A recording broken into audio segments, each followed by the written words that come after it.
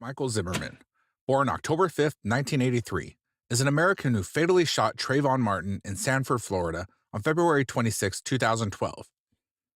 On July 13, 2013, he was acquitted of all charges in Florida versus George Zimmerman.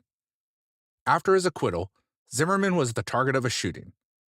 The perpetrator was convicted of attempted murder.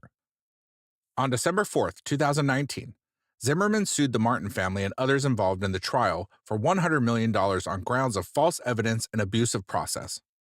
On February 18, 2020, Zimmerman filed a defamation lawsuit for $265 million against Pete. This case hits hard. It's not just about one night in Sanford, but about trust, fear, and a divided nation.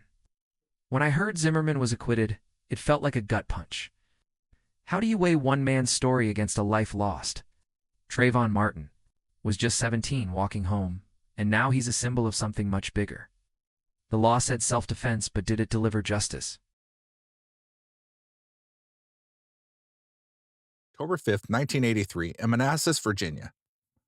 He is the third of 4 children, and his siblings include a brother, Robert Jr., and 2 sisters, Grace and Dawn. Zimmerman identifies as Hispanic on voter registration forms. Zimmerman's family was known for being devoutly religious. He was raised as a Catholic and served as an altar boy from age 7 to 17. Zimmerman attended All Saints Catholic School in Manassas before going to public high school. At age 14, Zimmerman joined an after-school Junior Reserve Officers Training Corps program because he had wanted to become a Marine. When Zimmerman was 15 years old, he held 3 part-time jobs on nights and weekends to save up for a car. Yes, sir. Okay. So, start from the beginning. About what time yesterday? About 7 p.m. I left my house to go to the grocery store and buy my groceries for the week. What store you go to? Target. Mm-hmm. And I was leaving my neighborhood when I saw this guy walking slowly in front of a house, looking towards the house. And I knew he didn't live there, so it made me a little suspicious. And then he kept staring around him, or at me, and behind. And it arose my suspicion. And then it was raining, and he didn't look like he was in a rush to get out of the rain. He didn't look like he was hardcore physical, like exercising, that he was, running in the rain. He just looked out of place from what they've taught us in the neighborhood watch. So I drove past him and I went to the clubhouse. I called the non-emergency line. Mm-hmm. As I was on the phone with the non-emergency line, he walked past my car, and I lost visual contact of him. The operator asked me if I could get to somewhere where I could see, or at least give him a direction of where he was headed. Mm-hmm. I said yes, so I pulled out and I drove adjacent to the clubhouse.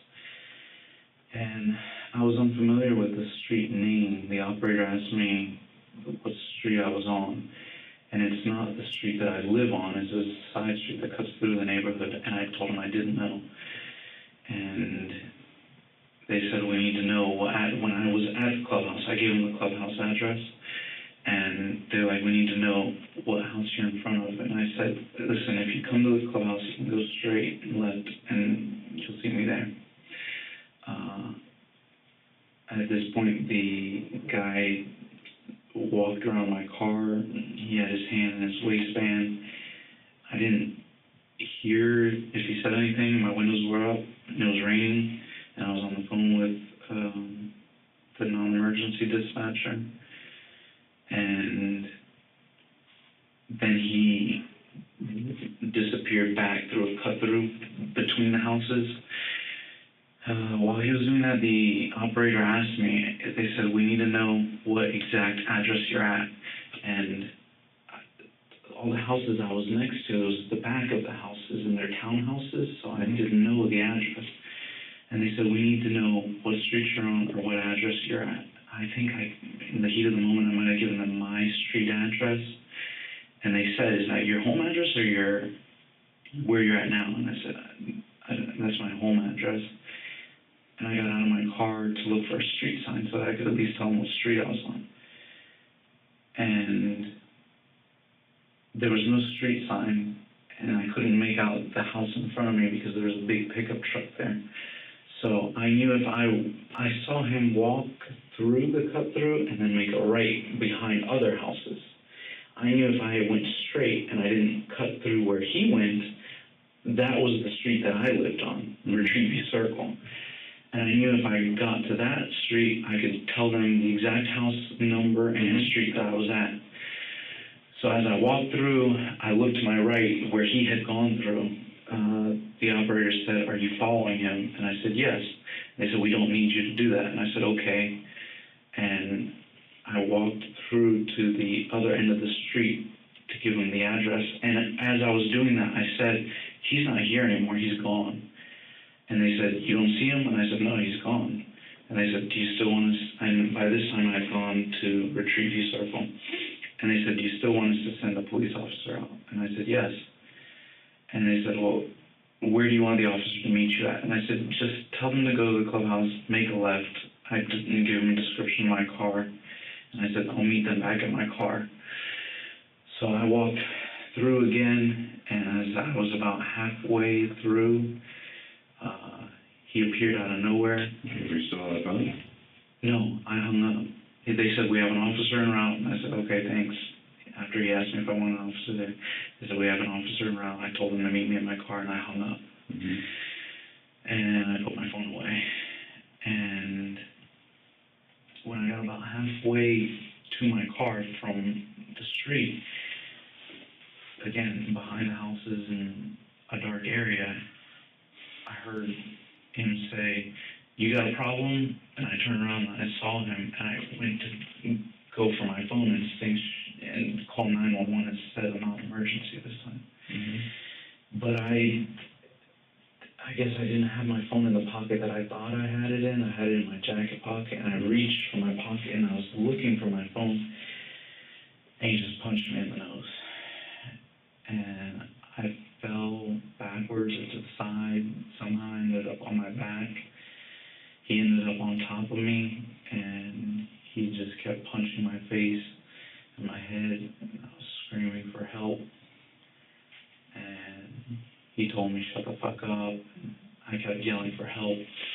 And I got a little bit of leverage, and I started to sit up, and then he took my head and slammed it into the concrete several times. And each time I felt like my head was going to explode more than the last. I felt like I was going to lose consciousness, and I started screaming for help. And he covered my nose with one hand and my mouth with the other one, and he told me, shut the fuck up. And I couldn't breathe, I was suffocating. And all I could think about was I didn't want him to keep slamming my head on the concrete. So I kind of shifted and squirmed my way out, not out from under him, but like to where, because the concrete it was a sidewalk, and it felt like he only had my head on maybe a quarter of the concrete, and I could shift my way out and get onto the grass, where if he was slamming my head, it would just hit the grass and not the concrete. But when I shifted, my jacket came up and my shirt came up and exposed my firearm. And that's when he sat up and looked and said, you're gonna die tonight, motherfucker. And I felt him take one hand off my mouth and slide it down my chest. And I just pinched his arm, and I grabbed my gun and I aimed at him and fired one shot. He kind of sat back and said, you got me, or you got me, you got it, something like that. And I thought he was saying that he heard the shot and that he was giving up. So I pushed him off me, and I don't remember if I pushed him off me or I pushed him back. Either way, I ended up on top of him, straddling him. He was face down. And when he was hitting me in the face and the head, I felt like he was hitting me with something in his hands. So I thought he had a weapon, and I grabbed his hands and pushed them away from his body. And I said, stop. I said, stop. Just don't move. Mm-hmm. And he was saying something like, ah. On February 26, 2012, Zimmerman fatally shot 17-year-old African-American high school student Trayvon Martin in the retreat at Twin Lakes community in Sanford, Florida. Zimmerman was the neighborhood watch coordinator in his gated community. Martin was temporarily staying there at the time. The Twin Lakes Neighborhood Watch Program was not registered with the National Neighborhood Watch Program, but was administered by the local police department. Following an earlier call from Zimmerman, police arrived within 2 minutes of a gunshot during an altercation in which Zimmerman fatally shot Martin, who did not possess any weapons. Zimmerman was subsequently taken into custody, treated for head injuries, and questioned for 5 hours. Cursing, I said, stop, don't move. And then somebody came, and they had a flashlight, and I thought it was a cop, and I said, I still had my gun in my hand as I was holding his hand out. And I said, are you a cop? And he said, no. And he said, I'll call them. And I said, I don't need you to call them. I already called them. They're on their way. I need you to help me restrain this guy. And he said, I'm calling the police. I'm already on the phone with them. And I got up off of him because he stopped struggling. I thought he just, stopped struggling. And then I holstered my weapon. I saw another flashlight. And I said, are you the police? Because I had blood all over my face and my eyes. Mm-hmm. And the flashlight, it was dark where I was. The flashlight was really bright. And I said, are you the police? And he said, who shot him? And I said, I did. And I put my hands above my head like that. And I don't remember if he told me to turn my back to him and walk back towards him. But I turned my back to him, and I said, I did. And I raised my jacket, and I said, my gun's right there. I think I told him a few times, my gun's right there. It's right there. And he said, I know where it is.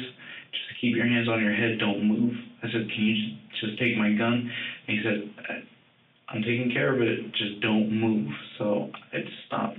He handcuffed me.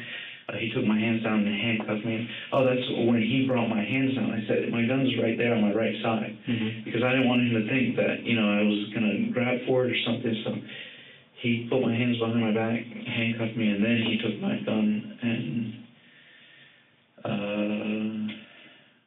Listening to Zimmerman describe that night, my heart races. He says he feared for his life, but what about Trayvon? Kid in a hoodie, seen as a threat for just existing. The raw panic in Zimmerman's voice clashes with the tragedy of a teen's life cut short. Self-defense laws are meant to protect, but here they feel like a shield for one and a sword against another. Okay, the reason why we're here is yesterday you got into a situation, a very bad situation, and we are here to talk about that, okay? I will tell you up front, for me to be able to do this effectively, I knew very little about what was going on in the case. Okay. I mean, very, very, very little. Okay, all I know there was an incident last night. I probably know a little bit more than what the news says, but not a whole lot. Okay.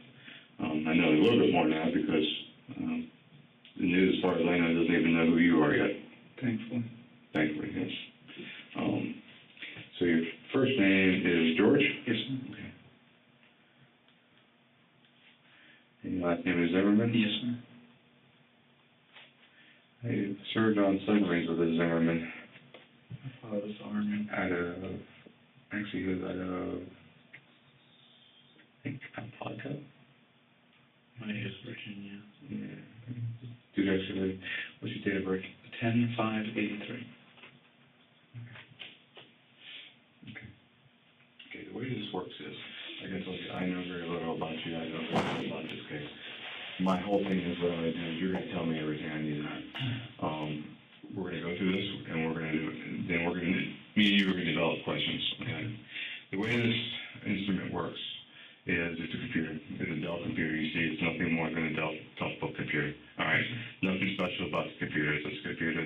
ones and zeros.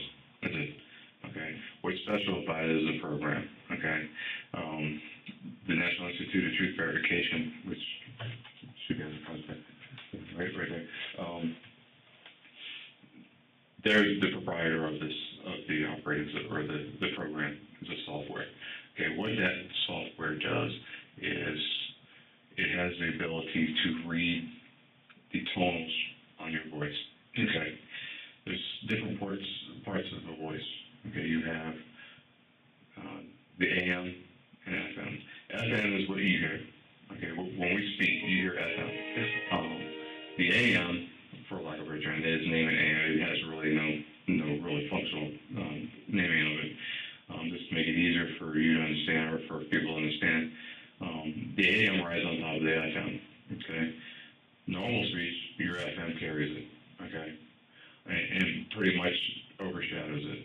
When stress is involved, that FM diminishes, and what happens is the AM rides on top, and you can actually see it.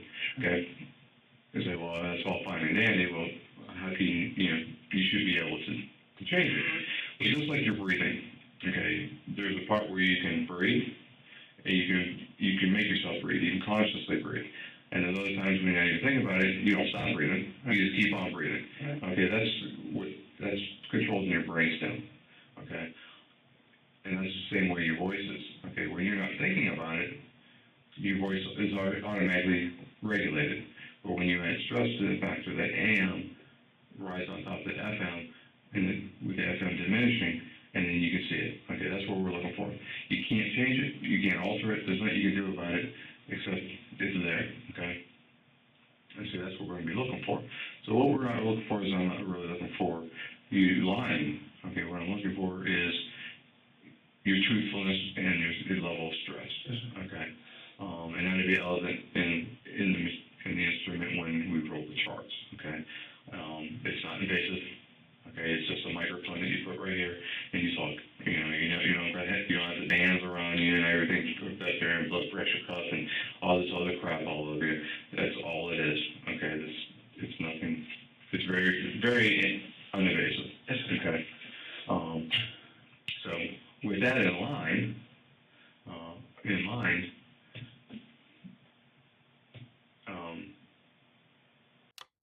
in early 2011, Zimmerman participated in a citizen forum at the Sanford City Hall to protest the beating of a black homeless man by the son of a white Sanford police officer. During the meeting, Zimmerman claimed he witnessed disgusting behavior while participating in a ride-along program with local police. However, the police department said later that it did not know when, if ever, Zimmerman was in that program. What I need to do is drop you there to make sure that there's no residual stress in you. Okay, to get a good charts, I need to make sure that you're calm. Okay, all right. The events of last night. Okay, you being attacked, the guy getting shot. Okay, you being investigator Sereno and Sergeant Smith and everybody, all this attention and all this rigmarole. All right, you're stressed. Okay, now you're here at the station talking to us again. You're stressed. Okay, I understand that. My job is to bring you down to a level to where we sit here and talk, okay, bring all this out on the table, and then develop these questions. Okay, there's going to be 9 questions, and we'll go over the questions before, you'll know them all before we start, and then we'll go over it, and then we'll take the exam, okay? Yes, sir. Kind of make sense? Yes, sir. Okay. Right now, where would you say you're at as far as the stress level, from 1 to 10? 10 being the worst. I don't know. You know? 6, maybe 7. Okay. Pretty high? Or I, mediocre, because you're kind of getting, it's like it's in the back of my mind. Right. Okay. You nervous about sitting here talking to me at the station? Not necessarily. No. You came here on your own free will, no Yes, doubt, sir. right? Okay. Investigator Sereno didn't say you're going to come down here or I'm going to dump you or anything like that. I'm going to bring your eye out with a cigarette. No, Okay. All right. He does that, so you got to be careful with that. So good. Okay. So is your name George? Yes.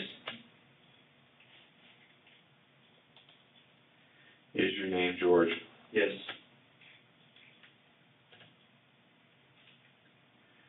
Is the color of the the walls green? No.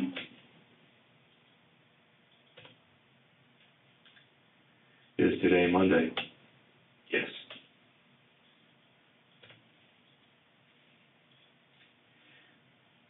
Did you confront the guy you shot? No.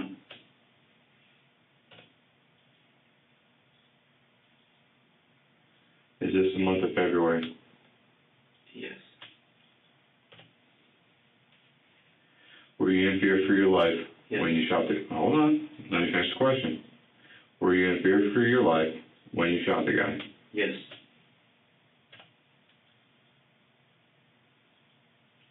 Are we in the city of Sanford? Yes. Have you ever driven up to the posted speed limit? No. Am I wearing a watch? No.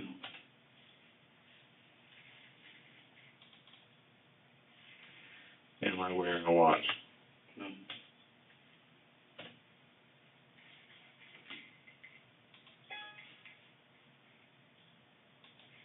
Okay.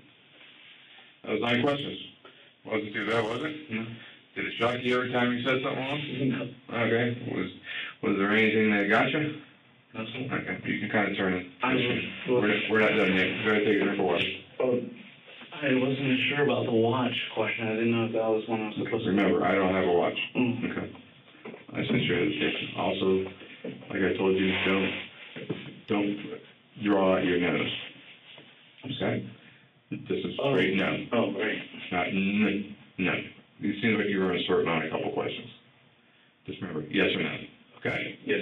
Okay. That was a practice chart. What it is what we do is we always do a second chart. The reason why is, remember I told you stress? Yes. Stress is a big deal. Yes. Well, what we do is this situational stress. Okay, just you being hooked up to the instrument, me reading into your soul, is causing stress on you. Okay, and it shows up on the charts. So what we do is we run you through the questions. Okay, it's going to be the same questions again,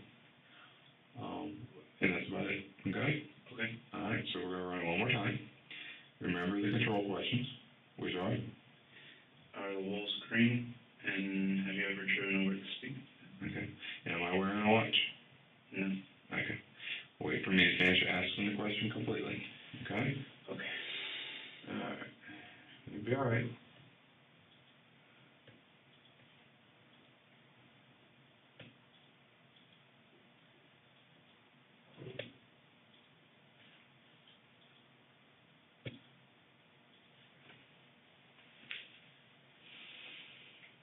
Is your name George? Yes.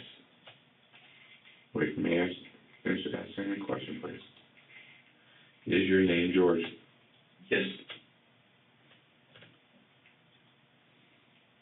Is the colors of the wall green? No. Is today Monday? Yes. Did you confront the guy you shot? No. Is this the month of February? Yes.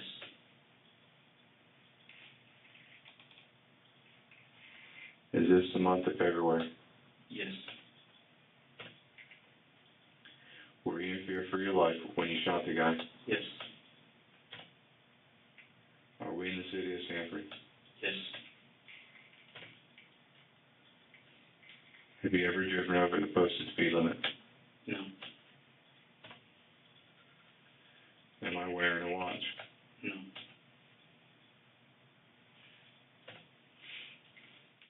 The polygraph scene is chilling. Zimmerman's calm, yes to fearing for his life, it's convincing. But is it the truth? The machine can't feel the weight of Trayvon's absence or the protests that followed. As someone watching this unfold, I'm torn between understanding fear and questioning intent. How do we trust a system that leans so heavily on one man's word? The police chief said that Zimmerman was released because there was no evidence to refute Zimmerman's claim of having acted in self-defense. Under Florida's Stand Your Ground statute, the police were prohibited by law from making an arrest. The police chief said that Zimmerman had a right to defend himself with lethal force. As news of the case spread, Thousands of protesters across the United States called for Zimmerman's arrest and a full investigation. 6 weeks after the shooting, amid widespread intense and in some cases misleading media coverage, Zimmerman was charged with murder by a special prosecutor appointed by Governor Rick Scott.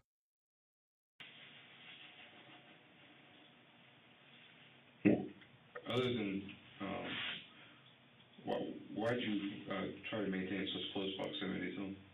To tell the police what direction he was headed in. Did you feel like you put yourself in danger? No, because where I was parked, my headlights were illuminating, and I saw him turn down and by the time I was on the phone with the non-emergency, by the time I got to where he was at, I felt he had already made his way. I've called non-emergency probably a dozen times, and these guys are known just to run. As soon as they get suspicious, they run and they know the neighborhood back and forth, and they just disappear in between houses within seconds. So I kind of walked and I looked around the corner and he was gone. So that's why I told him non-emergency. He's gone. Okay.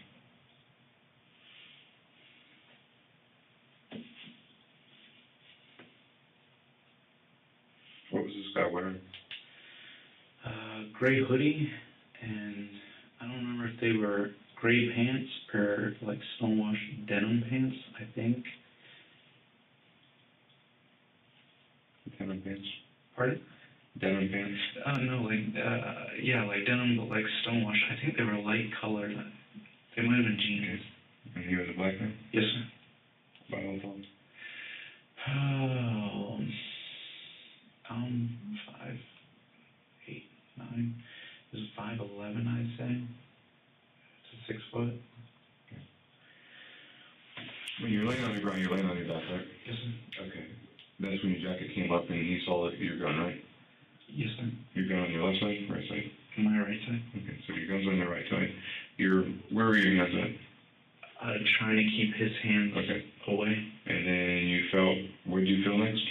His hand slid down my chest. He had one hand on my mouth and one hand on my nose, and he took one off, and that's when he said, "You're gonna die, motherfucker." And I felt his hand going down the side of my chest, and so you felt something like this? Yeah, brushing. And to be honest with you, the whole time I forgot that I had the gun. When he said that I was gonna die, and then I felt him brushing, it automatically clicked that he was going for my gun. So your hands are up here defending yourself. His hand's going down. Yes, sir. Were both your hands on the weapon? No, sir. Okay. Where was his hand when you went to retrieve the weapon? One hand was going towards the gun. He took it off my mouth. Right. And I was trying to get his hand. He was suffocating me, so I was trying to get his hands off of my face. So when I felt his hand, he let go of my mouth, so I wasn't trying to do anything again with my right hand. So I grabbed my gun, and I don't know if he did it at the same time or what the case was, but I got to it first. Okay.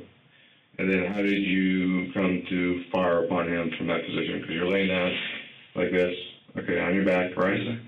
And then you just bring it out of the holster and straight up like this? Yes, sir. Okay. You didn't try to push it into him or anything? You just fired it from almost from the hip? I think I made sure that it wasn't, because my hand was in the way, I made sure it was past my hand, because his other hand was still on my face. Okay. So I made sure it was he that far away, or he's right up on top of you? He was like putting all his weight on my nose and my mouth, trying to suffocate me. So he was like creating a crevice with his body, and then when he slid to go for my gun. Did he go for your gun with his left hand or your right hand?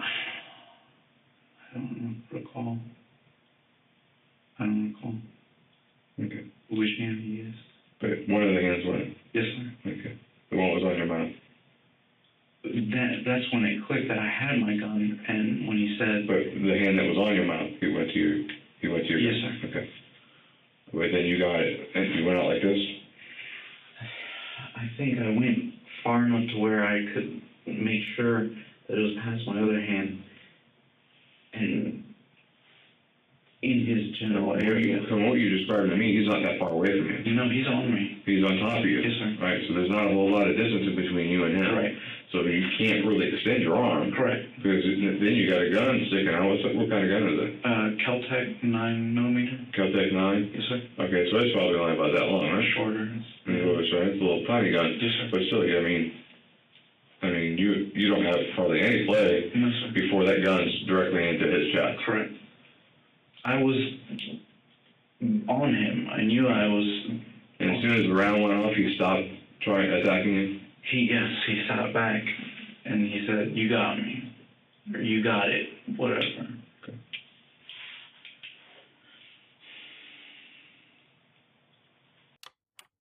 Zimmerman's trial began on June 10, 2013 in Sanford. On July 13th, a jury acquitted Zimmerman of the charges of second-degree murder and manslaughter. For 3 years, the U.S. Department of Justice, DOJ, investigated Zimmerman on civil rights charges. In February 2015, the DOJ concluded there was not sufficient evidence that Zimmerman intentionally violated the civil rights of Martin, saying the Zimmerman case did not meet the high standard for a federal hate crime prosecution. After DOJ said it would not charge him with a hate crime, Zimmerman said he felt free to speak his opinion without fear of retaliation. Zimmerman criticized the government and President Obama. He believed Obama inflamed racial tensions. He by far overreached, even broke the law in certain aspects to where you have an innocent American. The acquittal didn't end this story, it ignited a movement. Thousands marched, demanding justice, but the law stood firm. No arrest without evidence against self-defense. It's a bitter pill. Legal doesn't always mean right. As a viewer, I feel the frustration of those protesters, the pain of Trayvon's family. This case forces us to ask, when does protection become persecution? According to Zimmerman's brother Robert Jr., in 2014, in the year following the trial, Zimmerman was both homeless and jobless. Robert Jr. said that while he believed his brother's state of mind was better, Zimmerman was a very traumatized person because he has had his liberty taken away from him. Between the shooting of Trayvon Martin and the trial, Zimmerman gained 100 to 125 pounds, 45 to 57 kilograms, in about a 16-month period. He weighed over 300 pounds, 136 kilograms, at the trial. His weight was discussed by Fox News and similar media with speculation as to how it might affect the jury's perceptions. On December 4, 2019, Zimmerman filed a lawsuit against Martin's parents, prosecutors, and state authorities, claiming the parties knew about or should have known about the witness fraud, obstructed justice, or lied repeatedly under oath in order to cover up their knowledge of the witness fraud.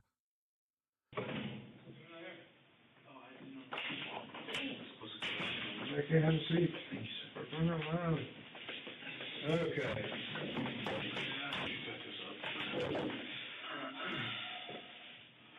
So you feel a little bit more relaxed with me? Yes, sir. I'm not a very...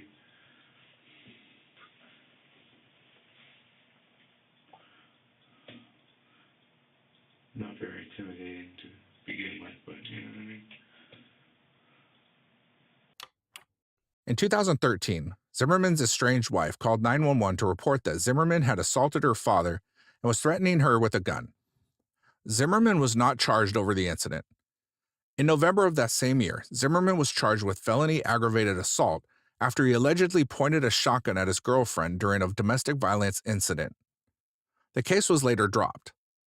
In January 2015, Zimmerman was again charged with domestic assault after allegedly throwing a wine bottle at a different girlfriend. Again, the charges were later dropped. In December 2013, Zimmerman began selling paintings he had made. His first painting of an American flag sold for $100,099.99 on eBay in late December. On the auction page for the painting, Zimmerman wrote, "Everyone has been asking what I've been doing with myself. I found a creative way to express myself, my emotions, and the symbols that represent my experiences. My artwork allows me to reflect, providing a therapeutic outlet, and allows me to remain indoors. I hope you enjoy owning this piece as much as I enjoyed creating it. Your friend, George Zimmerman." It was later reported that on May 11, 2016, Zimmerman posted what was planned to be the auction of the firearm he used to shoot Martin. The post, in which Zimmerman wrote that the gun was an American firearm icon, attracted controversy. Zimmerman subsequently explained that the Justice Department had recently returned the weapon to him. He said that he had the right as owner to sell it. Zimmerman said the proceeds of the weapon would go to combating the violence against police officers by members of the Black Lives Matter movement, as well as ensure the demise of Angela Corey's persecution career and Hillary Clinton's anti-firearm rhetoric. After selling the weapon, Zimmerman said that he had chosen to sell it directly as a result of Clinton stumping around for a false campaign for the Trayvon Martin Foundation and accused her of lying about the events of the shooting. Though the auction was set to take place May 12th, the weapon listing was removed before the auction was scheduled to begin. The original auction site, gunbroker.com, released a statement stating that they wanted no part in the listing or any of the publicity related to it. Zimmerman reposted the firearm on another site, United Gun Group. Within minutes, the site went down due to the intense traffic prompted by the listing. As bidding proceeded, purported bidders began using fake names such as Donald Trump and Tamir Rice to place larger bids on the weapon, which were interpreted as a joke. Martin Shkreli expressed genuine interest so that he could either destroy the firearm or place it in a museum. Moderators on the bidding sites caught additional scam actions. On May 20, Zimmerman selling the gun that killed Trayvon? That's a slap in the face. It's not just about profit, it's a refusal to let this wound heal. I'm angry, not just for Trayvon's family, but for everyone who hoped this tragedy could spark change. Instead, we're left with a man who seems to thrive on controversy, while the community still grieves. Where's the accountability?